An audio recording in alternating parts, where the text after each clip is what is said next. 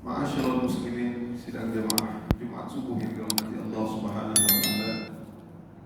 Alhamdulillah, kembali Allah pertemukan kita kembali dalam rangka untuk menelusuri kisah sirah nabawiyah perjalanan Nabi Muhammad sallallahu alaihi wasallam, yang mana kisah beliau adalah merupakan iqtidaan, panutan dan hidayah bagi al-alam, bagi semesta alam. Siapa yang mengambil petuah dan petunjuk beliau maka akan beruntung selama-lamanya. Oleh karenanya, terutama di bulan-bulan ini, yaitu di bulan Muharram, banyak sekali terkadang amalan-amalan yang tidak berasal dari Nabi Muhammad SAW lalu dikerjakan oleh umat-umat manusia hari ini. Bahkan Nabi SAW bersabda, "Man amila amalan laisa lahu amruna fahuwa raddun." Barang siapa yang melakukan amalan dan dia bukan merupakan petuah atau petunjuk dari kami, maka akan ditolak. Pada hari ini adalah hari Tasu'a, hari 9, dan besok insyaAllah adalah hari Ashura, dan dianjurkan kepada umat muslimin agar berpuasa. Dan besok Nabi SAW bersabda, "Yukaffir sanah al-madiyah", yaitu diampunkan dosa tahun yang lalu. Dan Nabi SAW juga berpesan ketika beliau di akhir hayatnya, "La in baqitu", seandainya Allah masih memberikan aku umur yang panjang, "la asuman Tasu'a", maka aku akan berpuasa pada 9 agar menyisihi orang Yahudi. Jadi pada hari ini maka Nabi SAW menganjurkan kita untuk berpuasa. Nah, barang siapa yang mungkin tidak berpuasa pada hari ini dan besok hari, maka boleh juga berpuasa pada hari Ashura saja. Tapi lebih baik kalau kita untuk menyelisihi orang Yahudi agar berpuasa sehari setelahnya ataupun sehari sebelumnya.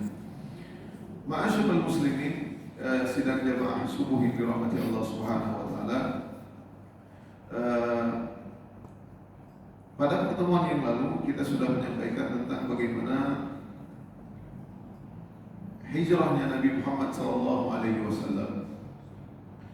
Dan di antara awal-awal yang dilakukan oleh Nabi Muhammad SAW adalah Nabi membangun Masjid Quba, ya, membangun Masjid Quba. Dan Nabi SAW juga sholat Jumat, yaitu sholat yang pertama kali dilakukan oleh Nabi Muhammad SAW di Wadi Ranuna, di Wadi Ranuna. Dan saat tersebut Nabi SAW masih menghadap Baitul Maqdis, ya. Nah, kemudian setelah itulah nantinya akan ada nanti tahwil kiblat beberapa waktu berikutnya. Kemudian peristiwa yang lain diantaranya adalah yang kita sudah jelaskan pada pertemuan yang lalu, yaitu istiqbalul ahli Madinah ar-Rasul wa farahuhum bihi. Yaitu tak kala Nabi Muhammad SAW berjalan dari kota Kuba menuju ke Madinah, banyak dari kaum-kaum ataupun dari kabilah-kabilah yang menanti-nanti kedatangan Nabi Muhammad SAW, dan mereka ingin agar Nabi singgah ke tempat mereka. Di antaranya adalah adanya dari kabilah Bani Salim bin Auf, kemudian juga ada juga dari Bani Bayadah, yang perkataan mereka semua sama, yaitu, "Ya Rasulullah, akrim indana fil adad wal uddah." Wahai Rasulullah, singgahlah di tempat kami, tinggallah di tempat kami, karena kami memiliki orang-orang yang banyak, kami memiliki persiapan perbekalan yang banyak, dan kami juga adalah orang-orang yang kuat. Artinya kalau siapapun musuh yang datang, kami sanggup menghadapinya. Maka Rasulullah mengatakan perkataan yang sama, "Khallu sabilaha fa innaha ma'murah." Biarkan unta tersebut, fa innaha ma'murah, sesungguhnya dia diperintahkan. Jadi aku tidak akan singgah di rumah siapapun, ya, kecuali memang unta tersebut sudah duduk, ya, sudah terbaring, ya, sudah apa istilahnya, sudah duduknya unta, ya, menderem bahasa Indonesia, ya. Maka setelah itu maka Nabi pun akan istirahat. Karena kalau seandainya mungkin Nabi singgah ke satu tempat, maka Nabi tidak enak singgah ke kampung yang lain, mungkin tidak enak singgah ke kampung yang lain. Namun Nabi mengatakan, "Fallu sabilaha fa innaha ma'murah." Biarkan dia unta tersebut, sesungguhnya dia adalah lagi diperintahkan Allah Subhanahu wa taala. Hatta dakhala Rasul al-Madinah ba'da al-Jum'ah. Ya. Maka tak kala setelah Jumat Nabi SAW masuk ke Madinah, maka semua orang ribut, semua orang dengan penuh ramai menyambut kedatangan Nabi SAW.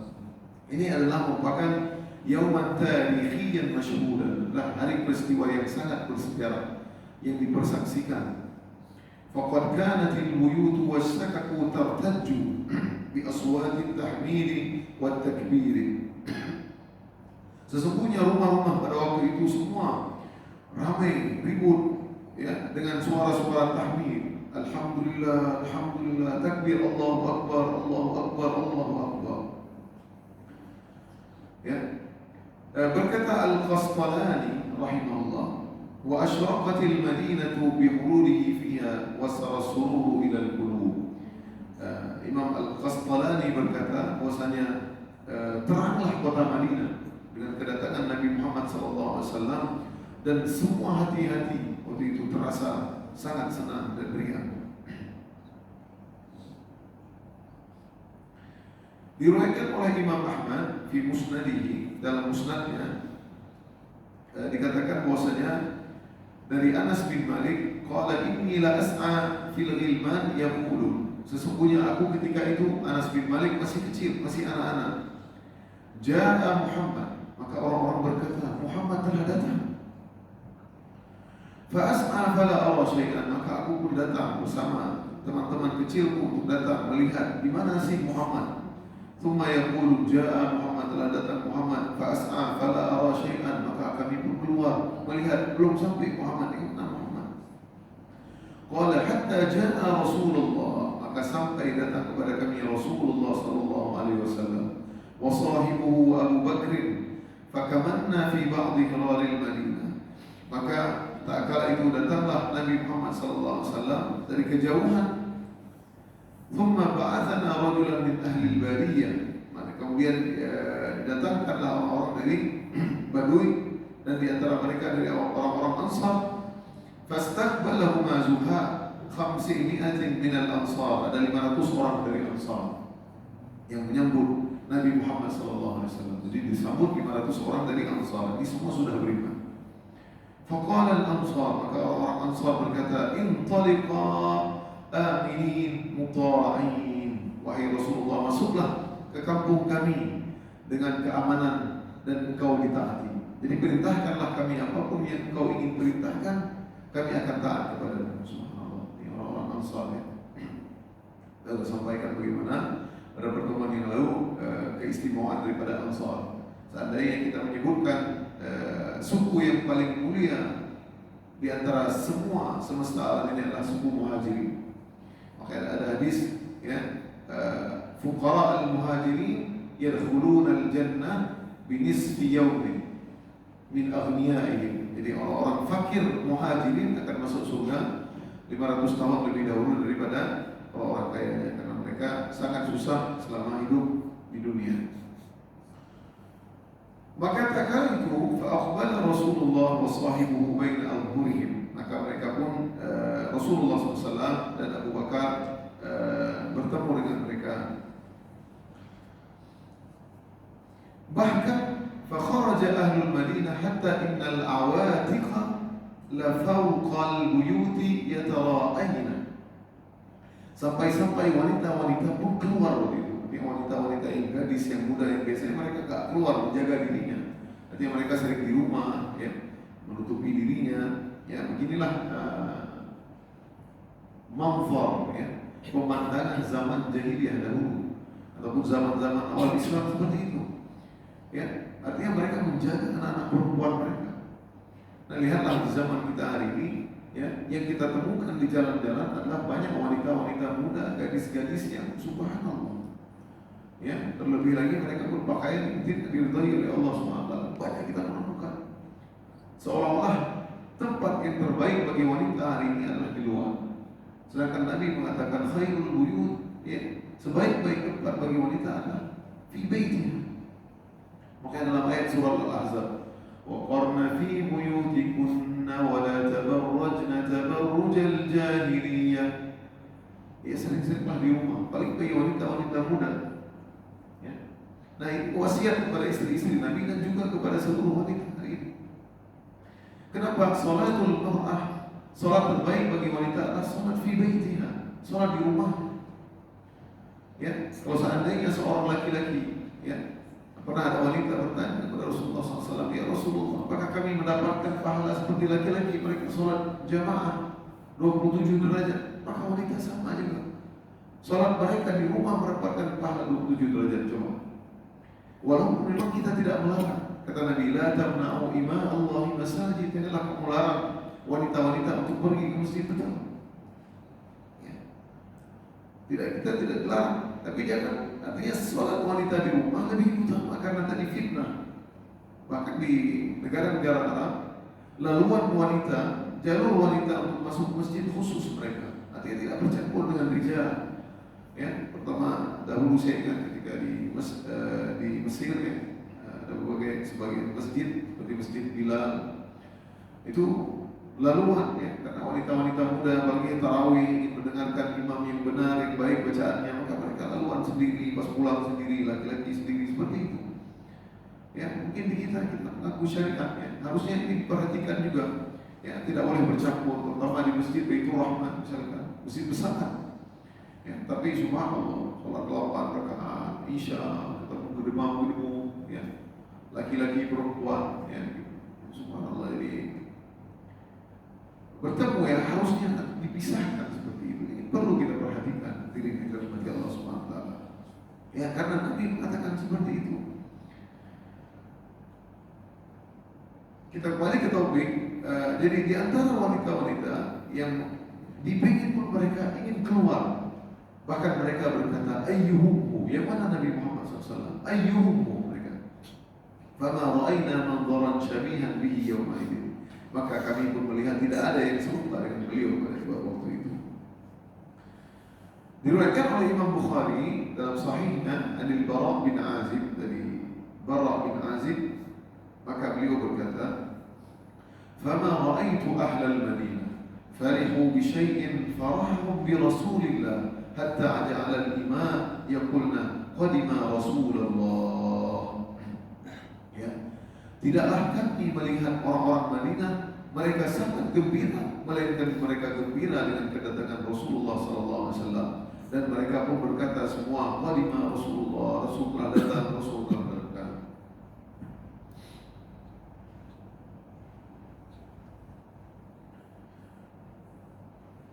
Diriwayatkan dari Ibnu Majah dalam sunannya dan Baihaqi fi Dalail an-Nubuwah, dalam kitab Dalail an-Nubuwah, dari Anas radhiyallahu anhu qala, berkata, fa kharajat jawarin min Bani Najjar yadribna bid-duf wa hunna yaqulna nahnu jawarin min Bani Najjar ya habadha Muhammadin min jar. Ya.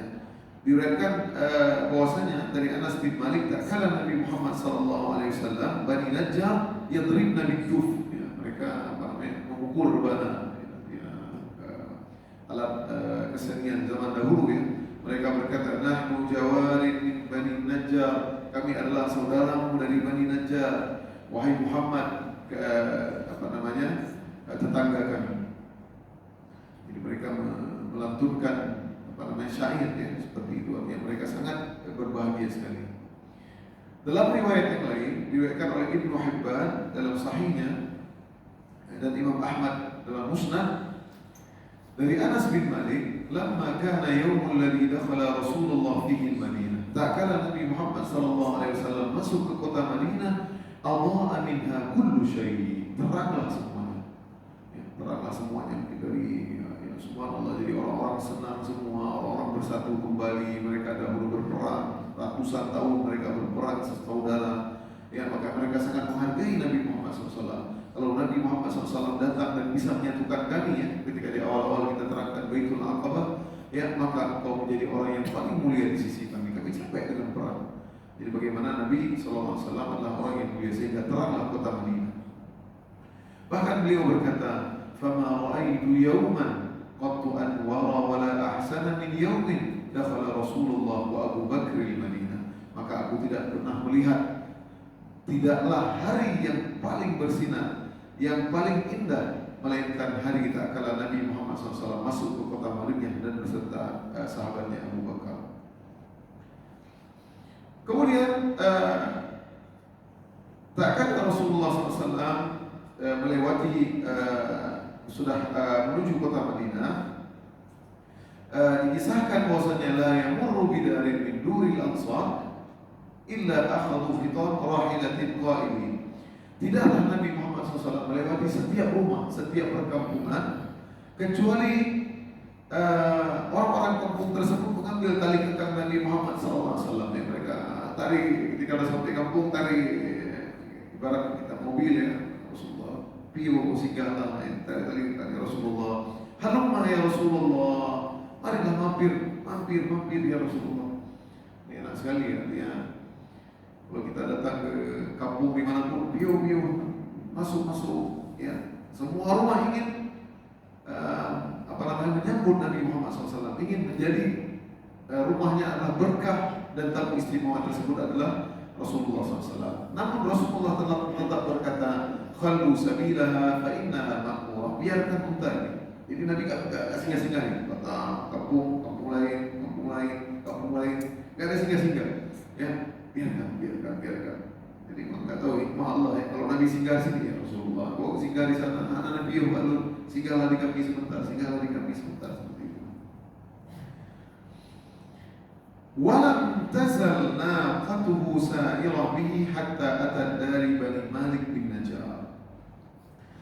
Tidaklah unta Nabi Muhammad sallallahu alaihi wasallam berhenti sampailah Nabi Muhammad sallallahu alaihi wasallam tiba di Bani Najjar yang tadi yang melantunkan duf ya, diriwayatkan dalam sebuah riwayat. Bani Najjar ini adalah merupakan sebenarnya kerabat Nabi Muhammad SAW. Karena Al-Kisah bahwasanya Abdul Muttalib ya, Hashim ya, Hashim punya anak. Hashim ini suka berdagang, itu kakeknya, bapaknya Abdul Muttalib ya, bapaknya Muttalib ya, bapaknya Abdullah ya, kakek bapaknya Abdul Muttalib ya, bapaknya Abdul Muttalib yaitu Hashim suka berdagang ya. Nah, Abdul Muttalib namanya adalah Syaibah aslinya. Nah, ini kisahnya, artinya biar kita tahu bahwasanya Nabi pun ada kerabat di Madinah ya. Abdul Muttalib nama aslinya adalah Syaibah. Kenapa dinamakan Syaibah? Kakek Nabi Muhammad SAW. Abdul itu adalah artinya hamba si Muttalib. Ya, Abdul itu hamba si Muttalib. Artinya budaknya si Muttalib. Nah, Syaibah ini nama asli beliau adalah Syaibah karena ketika terlahir beliau Syaibah, rambutnya putih. Ya, ada beberapa rambutnya putih. Itulah kakeknya Nabi Abdul Muttalib. Bagaimana ceritanya? Dahulu Hashim suka berdagang ya. Orang kita tahu orang Quraisy suka berdagang dari kota Mekah ke Syam, negeri Syam. Nah, tak kala Hashim berdagang ke kota kota Syam ke Syam ya. Syam itu daerah sekarang ada ini Urdun, Yordania, Suriah, Damaskus, itu Syam. Palestina itu Syam. Nah, tak kala berdagang ke Syam, kita sudah sampaikan bahwasanya orang-orang Quraisy berdagang itu melewati utara. Ya, tidak ada jalur lain. Harus mau tidak mau, jalur yang paling aman, paling safety adalah melalui utara, yaitu melalui kota Madinah. Jadi kota Madinah baru nanti ke Syam. Ya, karena nggak bisa melalui barat timur, nggak bisa mereka. Ya, karena harrah syadidah, harratan. Makanya Madinah dikenal dengan kota yang harratan. Memang demikianlah Allah membuat kota Madinah ini. Batu-batu yang cadas, yang sangat hitam, ya, artinya nggak bisa dilalui, ya. Bahkan di daerah selatan pun susah, banyak kebun kurma, ya. Nah, tak kalah Hashim berdagang, maka dia menikahlah dengan seorang wanita di sana, ya. Dan ketika menikah, ya, maka lahirlah Syaibah. Inilah kakek Nabi Muhammad SAW, ya. Tak kalah Hashim kembali ke Mekah, maka dia mengatakan kepada adiknya ya, Muttalib namanya Muttalib. Jadi kakek ya ada. Jadi ada adik Muttalib. Maka dia mengatakan bahwasanya ada ponakanmu di sana di Madinah, namanya Syaibah. Maka kala itu Muttalib pun datang ke kota Madinah ya untuk mengambil Syaibah. Makanya hari ini teman-teman sebenarnya bapak-bapak ibu sekalian, bahwasanya sebenarnya yang menaungi adalah pihak laki-laki. Ya, makanya kenapa dalam harta warisan wali mendapat sebenarnya hari ini adalah orang yang paling bertanggung jawab ketika misalkan ada adik kita ataupun anak siapa yang dari laki-laki, maka dialah yang bertanggung jawab. Bagaimana Abdullah meninggal dunia, Aminah, Muhammad dipegang oleh sebelah laki-laki. Nah, hari ini kan kita terbalik ya, semua sebelah istri. Nah, seperti itulah. Karena mungkin sebelah laki-laki pun tidak open seperti itu. Waktu pembagian warisan ke laki waris, ya. Waktu sudah pembagian warisan lalu wali, padahal selama hidup tidak pernah dijaga. Itu yang terjadi hari ini. Ya, lihatlah bagaimana dahulu. Kenapa mereka Allah mensyariatkan wali mendapat harta bagian. Bahkan kalau bapak meninggal dunia, kakek itu dapat sebelah laki-laki. Ya seperti itu karena itu. Karena mereka betul-betul kalau seorang wanita, ya istri dari anak kita meninggal dunia, ini pihak abangnya, kakeknya, semua itu. Kakek adalah seperti bapaknya. Seperti itu dahulu. Hari ini tidak sudah. Waktu sudah meninggal baru minta harta warisan. Itu yang banyak terjadi. Ini kita banyak kesalahan-kesalahan yang perlu diperbaiki. Nah, tak kala itu Syaibah yatim dan datanglah Muttalib ke kota Madinah. Nah, tak kala Muttalib datang ke kota Madinah, maka mengatakan kepada ibunya, wahai ibunda, berilah Syaibah kepada kami di Mekah, karena dia berasal dari kota Mekah. Ya, insyaallah dia akan memiliki kedudukan yang tinggi di kota Mekah nanti. Ya, insyaallah. Kemudian dirayulah agar dia bisa bersama teman-temannya di kota Mekah. Maka diambillah oleh Muttalib ini. Nah, tak kala di perjalanan sampai di kota Mekah, maka orang-orang mengira bahwasanya Muttalib ini ada budak hamba saya, karena nggak pernah lihat nih orang. Maka mereka lah memanggil kakek Nabi Abdul Muttalib. Oh, itu Abdul Muttalib. Nah, itu dia kisahnya. Yang nama aslinya sebenarnya adalah Syaibah. Maka jadilah setelah itu Abdul Muttalib adalah pemimpin yang besar di kota Madinah. Inilah kisah.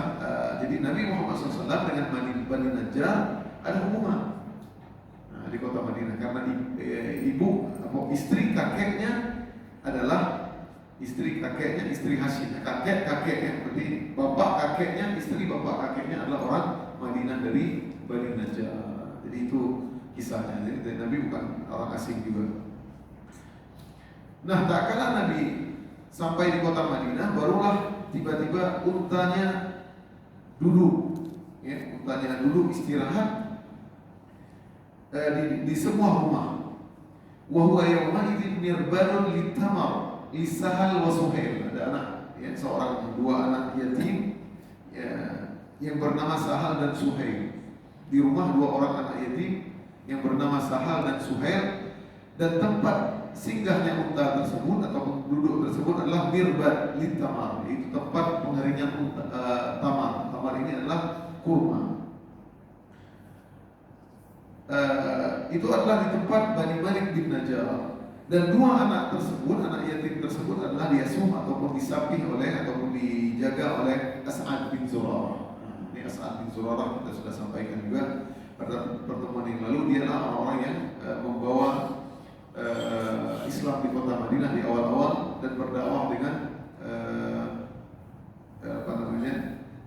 dengan seorang sahabat, ya, yang berdakwah di kota Madinah. Dan dialah As'ad bin Zurarah yang melakukan awal-awal sekali sholat Jumat di kota Madinah. Nanti kita sudah sampaikan, ya, pada pertemuan yang lalu. Falamma baraqat wada'at jiranaha, maka tak kala unta tersebut telah duduk, ya, dengan tenangnya, fanazala anha Rasulullah, maka Rasul pun turun. Nah, unta ini ada isyarat ini. Karena tadi biarkan unta tersebut berjalan, saya nggak mau turun, nggak mau singgah kemana-mana selain sebelum unta tersebut berjalan. Maka waktu itu Nabi bertanya, rumah siapa yang paling dekat di sini? Jadi ini tempat pengeringan unta, rumah siapa yang bisa saya singgahi? Dan maka rumah saya ya Rasulullah. Berkata itu Abi Ayyub Al-Ansari, faqala hadza insya'allahul manzil.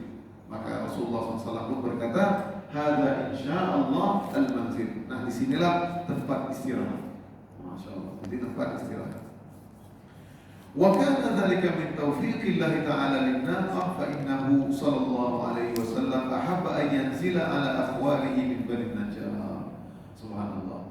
Inilah taufik, artinya unta tersebut disuruh oleh Allah Subhanahu wa taala, dan Allah a'lam ada hikmah tersebut merupakan artinya Nabi SAW singgah di situ dalam rangka menyambung silaturahmi sebenarnya.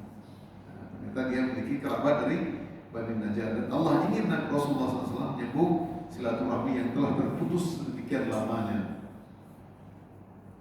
Wa fi riwayat, dalam riwayat Sahih Muslim, qala Rasulullah SAW, anzilu ala Bani Najjar akhwali Abdul Muttalib ukrimu bidzalika. Nabi berkata, kami turun ataupun kami singgah di Bani Najjar akhwal Abdul Muttalib, yaitu bibinya, ya, kerabat bibinya Abdul Muttalib, kerabat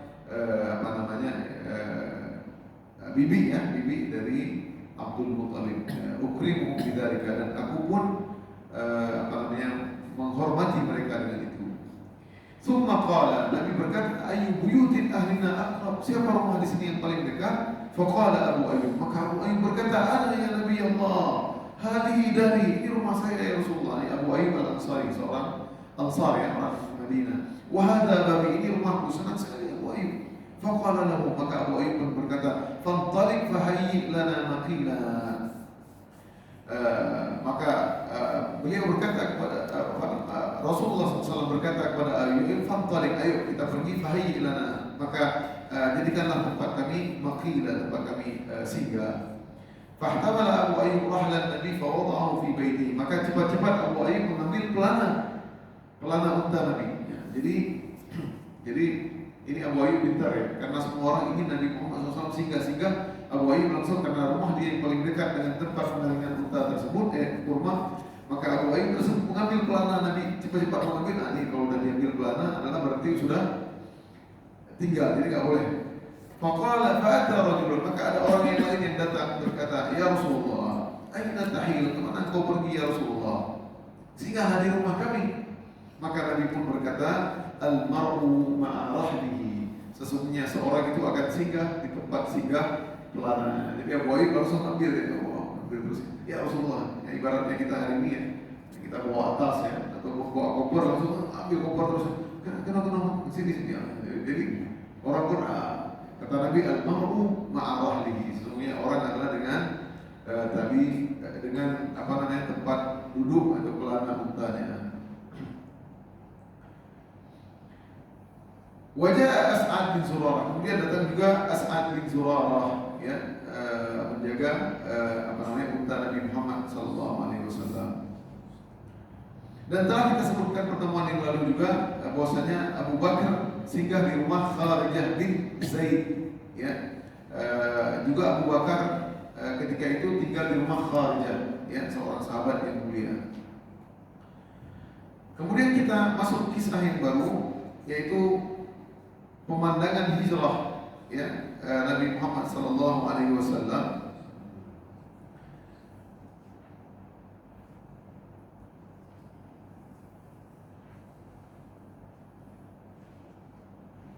Disebutkan bahwasanya bagaimana kalender hijrah, ini bagaimana sejarah at-tarikh, at-tarikh al-Islami, bagaimana sih kok bisa 1 Hijriah dinamakan hari ini, ya? Ya, sedangkan Nabi Muhammad SAW awal ketika hijrah dari kota Madinah ke kota Mekah ke Madinah ada pada bulan Rabiul Awal. Zaman dahulu tidak ada penanggalan. Orang menamakan tahun-tahun tersebut dengan tahun-tahun yang terkenal. Misalkan Nabi Muhammad SAW wulida, lahir fi amil fil, pada tahun gajah. Bukan berarti harus tahun tersebut Nabi lahir, tidak, bisa jadi 2 tahun. Dan orang-orang dahulu pun seperti itu kita lihat. Terkadang sebagian kakek-kakek kita dahulu itu mereka nggak tahu tahun. nggak ingat, bahkan anaknya itu, kamu lahir apa 1930, pokoknya kamu lahir dekat sama ibu, kamu lahir ada peristiwa ini, ya. Ibarat kita hari ini mengatakan kamu lahir di tahun COVID, tahun COVID 2021, 19 seperti itu, zaman tahun seperti itu. Ya, orang tua tidak mencatat dahulu. Nah, bagaimana kisahnya? Seperti dikatakan oleh Imam Bukhari, min aina arafut tarikh, dari mana tahun Hijriah tersebut? Karena tahun Masehi sudah ada. Ya, Masehi ikut penanggalan Masehi, yaitu Nabi Isa. Ma'addu min mab'atsin Nabi wala min wafatihi ma'addu illa min maqdamihi al-Madinah. Dan Sahal bin Sa'ad berkata, tidaklah mereka menghitung tahun Islam tersebut dari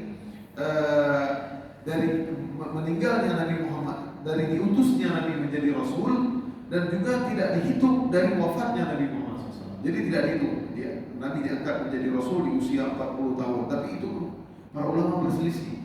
Dan juga tidak juga di tahun wafatnya.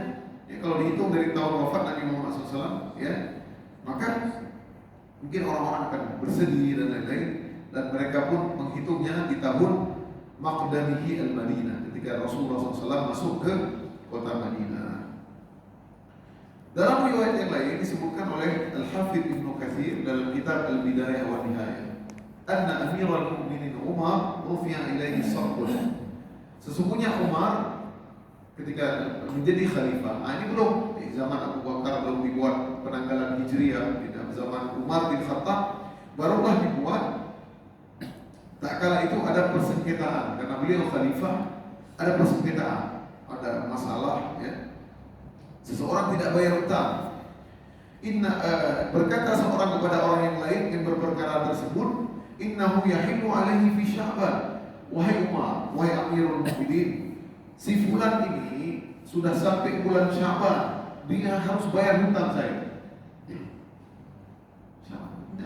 Jadi bulan-bulan Hijriah, Muharram, Safar, Rabiul Awwal, Rabiul Akhir, ini sudah diketahui oleh orang jahiliyah dahulu.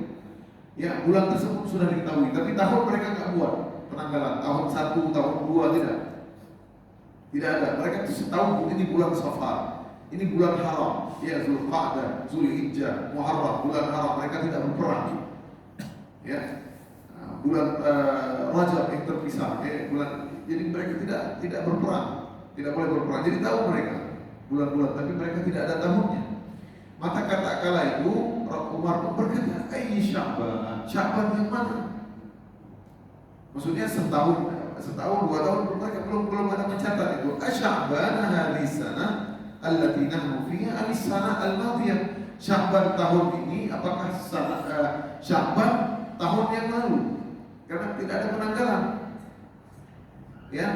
Amil atiyah, apakah Sya'ban yang akan datang lagi? Jadi bingung orang yang berhutang pun setahun, ya, bingung mereka setahun ini mana, Sya'ban yang kapan, Sya'ban setahun yang ini, yang tahun yang kita ini apakah tahun yang lalu lagi, ya. Nah, jadi tidak, karena mereka tidak menetapkan tahun Hijriah waktu itu. Maka tak kala itu Umar pun karena berarti ini sudah waktunya urgensi untuk kita menetapkan tahun. Nah, di tahun ini zaman Nabi belum ditetapkan. Fastasharahum fi wad'i tarikh yata'arrafuna bihi hulul duyun wa ghairiha. Maka mereka pun bermusyawarah dengan para sahabat. Jadi Umar bermusyawarah dengan para sahabat untuk menyelesaikan permasalahan ini. Nah, ini bahaya kalau ada permasalahan lagi, tidak ada permasalahan. Berkata di antara mereka, "Arafu katarikil faras Umar radhiyallahu anhu, ya, apakah kita menamakan ikut tariknya orang Persia, tahunnya orang Persia?" Mereka menamakan tahun mereka dengan mulukihim, dengan raja-raja mereka. Wahidun ba'da wahid, meninggal satu, meninggal tahun raja Persia, Kisra, tahun ini, tahun itu, ya, raja-raja mereka. Apakah kita menamakan, ya, ada pendapat yang lain, apakah kita menamakan dengan tahun Romawi saja? Ya, Romawi, ya. Dengan raja-raja Romawi. Yaitu orang-orang Romawi menamakan tahun-tahun mereka dengan Iskandar bin Philip al-Makhdumi. Ya, Iskandar bahasa Inggrisnya Alexander bin Philip al-Makhdumi. Ya, maka Umar pun tidak mau, nggak usah ikut Persia, mereka udah hebat, nggak usah pakai tahun mereka, nggak usah pakai tahun Romawi. Wa qala akharuhum, maka berkata sebagian yang lain, ini kasih pendapat kepada Umar, Bagaimana kalau kita tetapkan awal tahun Islam itu adalah tahun lahir Nabi Muhammad SAW? Kenapa? Berkata sebagian lain, bagaimana kalau tahun diangkatnya Nabi menjadi Rasul? Berkata yang lain, bagaimana ya Umar kalau seandainya tahun hijrahnya Nabi dari kota Mekah ke Madinah? Berkata yang lain, kalau bagaimana dengan tahun wafatnya Nabi Muhammad SAW? Maka Umar pun mengambil pendapat dan berpendapat bahwasanya faqala Umar radhiyallahu anhu ila tarikh bil hijrah li dhuhurihi wa istishharihi. Maka Umar pun mengambil pendapat, aku lebih setuju dengan tahun di mana Nabi SAW hijrah dari kota Mekah ke Madinah. Wa tafaqu ma'ahu dzalik. Maka mereka pun para sahabat-sahabatnya sepakat. Nah, inilah sejarah bagaimana penamaan Hijriyah. Bahwasanya kalau di para ulama berpendapat bahwasanya kenapa tidak dimulai dari tahun Nabi diutus menjadi Rasul ataupun Nabi lahir, karena di situ banyak riwayat-riwayat, artinya Nabi pun berselisih. Ya, dalam riwayat kalau kita baca dalam kutub-kutub sirah, ya, Nabi itu lahir 12 Rabiul Awal, berselisih. Ada yang mengatakan 10 Rabiul Awal, ada yang mengatakan 9, jadi berselisih. Namun Nabi datang ke kota Madinah disaksikan semua. Ya, di tahun itulah sejarah ya bagaimana penanggalan ataupun tahun Hijriah. Maka ditetapkan tahun 1 ada 1 Hijriah. Maka setelah Nabi Muhammad SAW hijrah dari kota Mekah ke Madinah, maka dikatakan 1 Hijriah, 2 Hijriah, 3 Hijriah. Di tahun Nabi wafat yaitu 13 Hijriah. Seperti itu sampai hari ini ya 1446 misalkan Hijriah. Seperti itu. Ya, kalau di sebelumnya adalah tahun 1 kenabian, 2 kenabian. Ya, ketika Nabi dia diutus menjadi Rasul. Baik, hadirin yang dirahmati Allah SWT, insyaallah pada pertemuan yang akan datang kita akan sampaikan bagaimana peristiwa, yaitu tak kala Nabi Muhammad SAW menginap di rumah Abi Ayyub Al-Ansari. Jadi Allah Subhanahu Wa Taala tahu ya, dan inilah orang yang mulia. Ya, kalau Nabi Muhammad SAW menginap di rumah orang yang tidak mulia atau tidak menyambut tamu mungkin.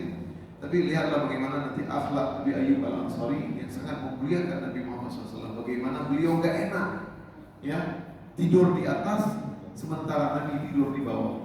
Ya, sampai-sampai mereka itu berjalan jangan sampai kita melewati kepala Nabi. Mereka sangat sungkan, tidak enak. Ya, rumah Nabi Ayyub ini ada 2 tingkat. Ya.